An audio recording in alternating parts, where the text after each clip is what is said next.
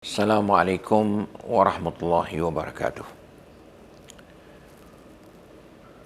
Sidang penonton yang dikasihi sekalian, atas nama Sekretariat Himpunan Ulama Rantau Asia dan juga para pimpinan dalam Parti Amanah Negara Malaysia, saya mengalu-alukan saudara-saudara penonton sekalian dalam program kita pada hari ini, di mana juga tuan-tuan dan puan-puan berada. Saya mengalu-alukan juga wakil dan pimpinan Yayasan Mimbar Al-Aqsa International di Asia Tenggara dan seluruh petugas dalam kempen Umana Al-Mimbar atau pemegang amanah mimbar sempena peringatan getir tragedi pembakaran Masjid Al-Aqsa oleh Zionis dan kuncu-kuncu mereka pada 51 tahun yang silam.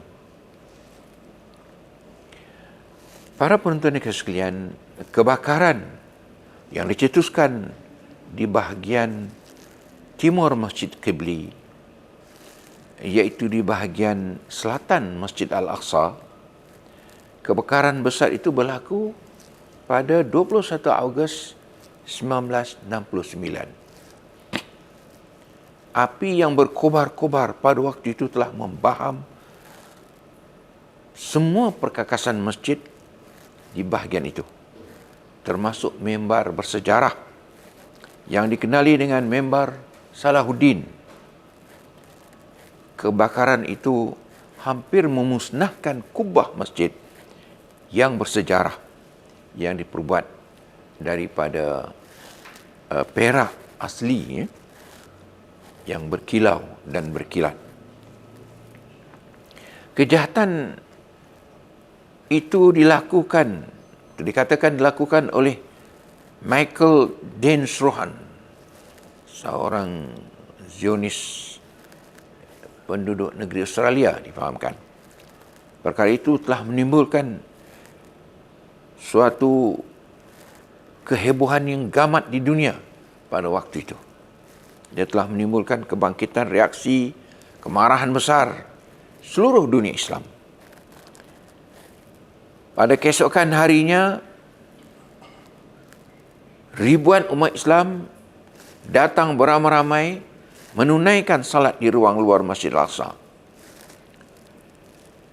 Dan berlakulah siri demonstrasi besar-besaran di bandar suci Al-Quds menentang tindakan jahat dan zalim tersebut.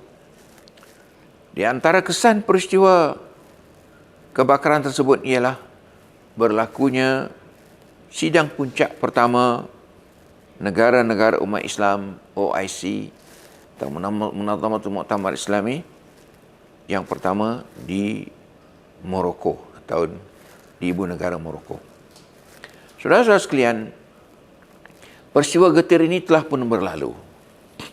Apa yang harus kita lakukan ialah mengenal pasti apakah peranan dan kewajipan kita sebagai individu dan sebagai ulama, bahkan sebagai umat Islam terhadap isu Palestin, khasnya nasib Masjid Al-Aqsa Al-Mubarak. Saudara-saudara sekalian, melindungi Masjid Al-Aqsa serta mempertahankannya adalah bermakna melindungi sejarah dan warisan ummah. Zionis adalah penyangak peradaban. Mereka berusaha sejak dahulu mencuri dan merampas tanah air umat, merubah kesan dan peninggalan sejarah, serta merubah sejarah itu sendiri. Mereka mahu menipu diri sendiri, memperdaya umat dan bangsa-bangsa di dunia ini, iaitu dengan dakwaan bahawa mereka mempunyai peninggalan sejarah tertanam di bawah, kononnya tertanam di bawah Masjid Al-Aqsa. Sebenarnya mereka memang pembohong besar. Sejak 51 tahun mereka menggali tanah di bawah Masjid Al-Aqsa, namun mereka tidak berjumpa apa-apa peninggalan haikal atau sakibaki runtuhan rumah ibadat purba yang mereka dakwa wujud di situ. Sebaliknya mereka cuba menipu dengan membentuk beberapa ketulan batu yang nampak seolah-olah ia peninggalan sejarah Yahudi kuno. Tetapi usaha itu telah didedahkan kebohongannya oleh pakar-pakar arkeologi dan sejarah antarabangsa. Sebab itu kita semua, bahkan dunia, seluruhnya termasuk UNESCO dan lain-lain, patut berusaha membebaskan Al-Aqsa dari penguasaan dan tipu daya Zionis demi melindungi warisan sejarah dan peradaban dunia Islam dan Arab. Kita semua wajib menegaskan kepada umat Islam seluruhnya, tuan-tuan dan puan sekalian, pertama bahawa Masjid Al-Aqsa adalah sebahagian dari akidah umat Islam. Bahawa tidak ada isu di dunia ini yang mendapat pengiktirafan sedunia serta kesepakatan perakuan seperti isu Al-Quds. Isu ini adalah sesuatu yang tetap, mantap dan teguh sebagai sesuatu yang tidak akan dibiarkan oleh umat Islam terlepas dari genggaman dan pembelaan mereka. Yang kedua, kita perlu menuntut pihak-pihak antarabangsa dan warga dunia yang bebas agar menekan negara musuh Zionis supaya membenarkan anak dan warga Muslim Palestin dan juga yang bukan Muslim menikmati kebebasan beribadah di Masjid Al-Aqsa Al-Mubarak khasnya dan di rumah ibadat masing-masing.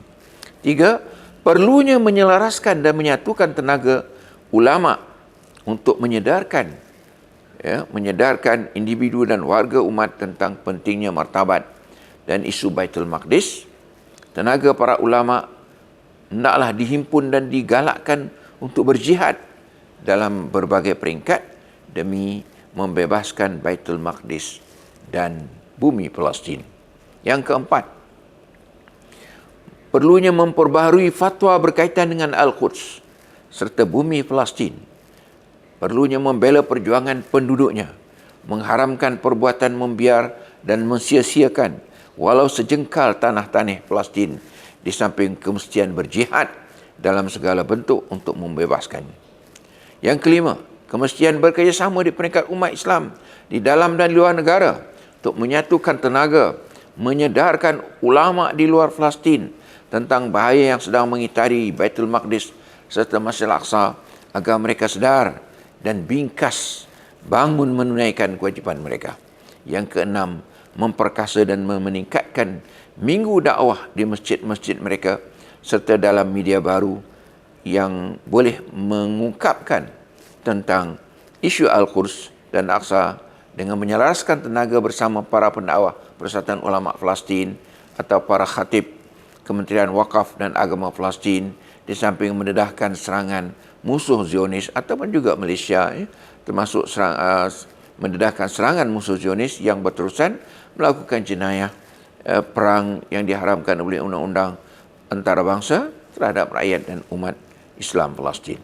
Yang ketujuh, perlunya menggalakkan umat Islam menderma sehari gaji setiap tahun untuk membela Al-Aqsa dan Baitul Maqdis, dengan dimulai oleh ulama Palestin sendiri dan juga barangkali juga ulama Malaysia, Indonesia, Brunei dan sebagainya.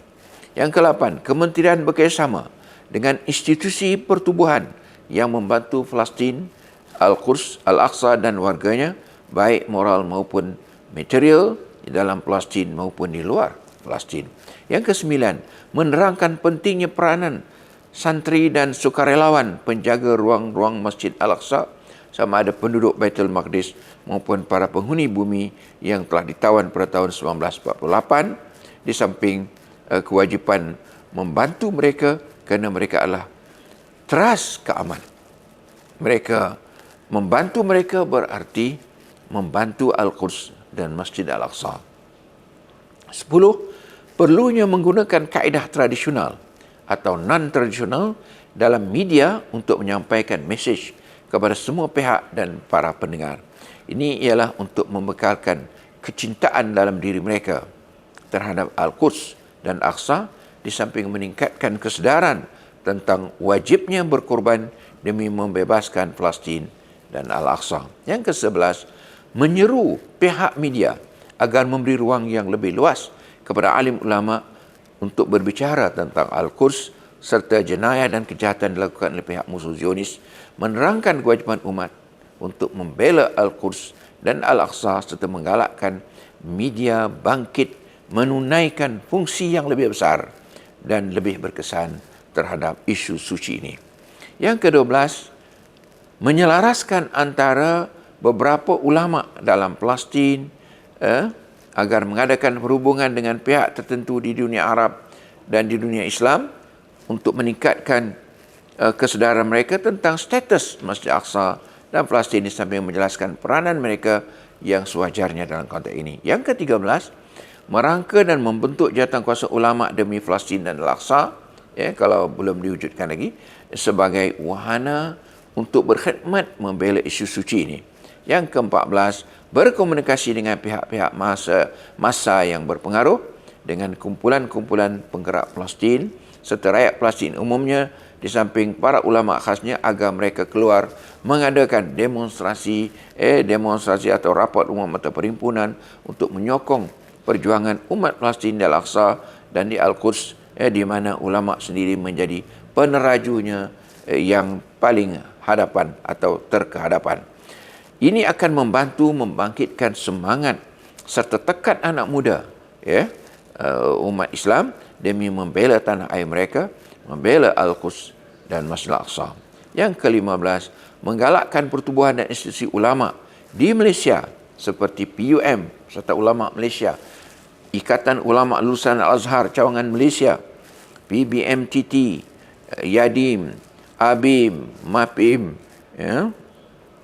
dan lain-lain, untuk menyelaraskan usaha dan program mereka untuk sama-sama menjayakan kempen Umana'ul Mimbar, atau pemegang amanah podium demi menghidupkan hari peringatan yang getir mengenai isu dan tragedi pembakaran Masjid Al-Aqsa oleh Zionis dan kuncu-kuncu mereka.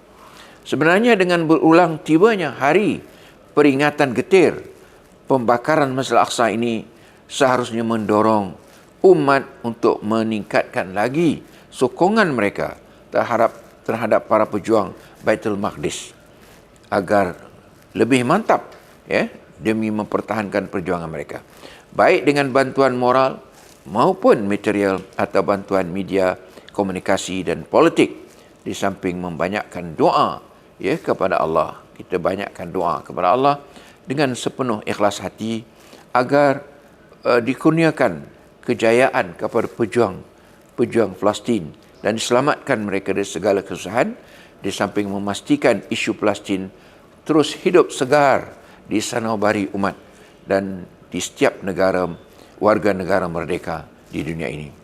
Kami juga sempena peringatan yang menyedihkan ini, tuan-tuan dan puan sekalian, memperbarui penghargaan dan penghormatan dari dalam lubuk hati kami yang ikhlas kepada setiap pemilik mata yang terus berjaga menjaga Masjid Al-Aqsa, juga kepada seluruh rakyat Palestin yang menampilkan stamina dan daya tahan dan perjuangan mereka yang berterusan menghadapi karenah penjajah Zionis, termasuk mereka yang dalam penjara Zionis yang tetap tabah bertahan dan bersabar. Dengan perjuangan mereka yang berterusan menyebabkan musuh di dalam maupun di luar negara selalu tersilap dalam membuat perhitungan, sehingga memberikan rakyat Palestin lebih peluang dan ruang untuk menghadapi tipu daya dan perancangan musuh. Saya mohon maaf kerana meleret panjang bercakap. Cukup sekadar ini. Terima kasih kerana kesabaran tuan-tuan dan puan-puan mendengar ucapan ini. Semoga tuan-tuan dan puan terus menjadi sumber tenaga dan dinding perkasa yang mempertahankan Islam dan umat Islam di mana saja mereka berada. Wabillahi taufiq. Wassalamualaikum warahmatullahi wabarakatuh.